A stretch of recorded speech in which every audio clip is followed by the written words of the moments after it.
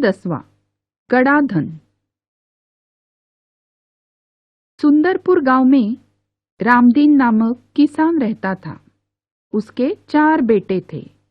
रामदीन स्वयं बहुत कष्ट करता था, लेकिन उसके चारों बेटे बड़े ही आलसी थे। वे क्या करते थे? हर समय इधर बैठते थे, उधर बैठते थे और सिर्फ गप्पे मारते थे। पहले तो रामदीन को लगा कि छोटे हैं, थोड़े दिन के बाद कुछ काम करेंगे, लेकिन वे बड़े होकर भी वैसे की वैसे आलसी ही रह गए।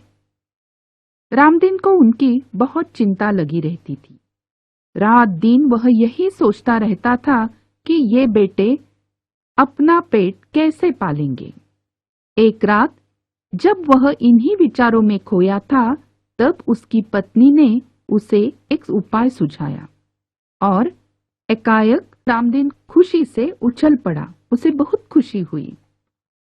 अगले ही दिन रामदीन ने अपने चारों बेटों को बुलाकर कहा, मैं और तुम्हारी माँ अब बूढ़े हो गए हैं। हम दूर तीर्थ यात्रा पर जा रहे हैं।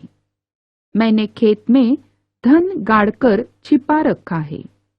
यदि कोई जरूरत पड़े तो उसे निकालकर उपयोग कर लेना।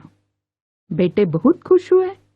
उन्होंने पिताजी से कहा कि आप जरूर तीर्थ यात्रा पर जाइए, हम यहाँ सब संभालेंगे।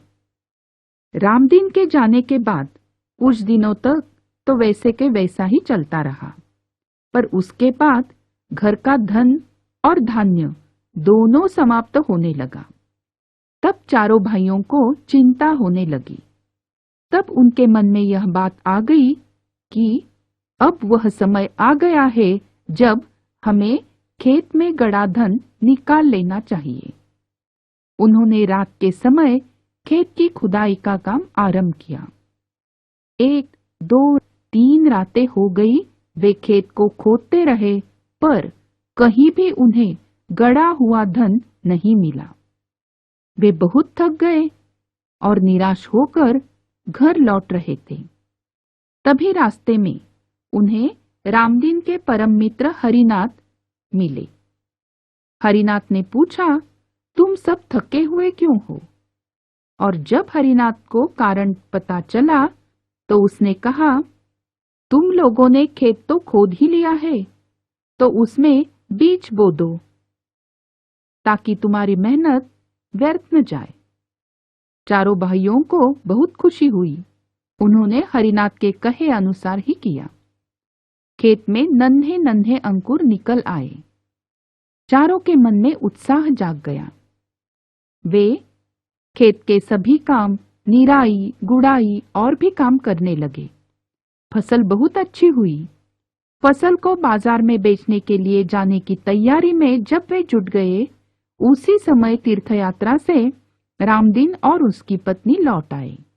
गाड़ी में लदे फसल के बोरे देखकर रामदीन ने कहा, अब तुम्हें खेत में गड़े धन का राज समझ में आ गया है कि नहीं?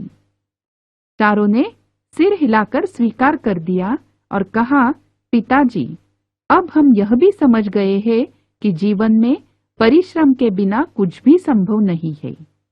तो बच्चों, इस कहानी से हमें क्या सीख मिलती है? हमें अगर कुछ भी पाना है तो उसके लिए पहले परिश्रम करने चाहिए।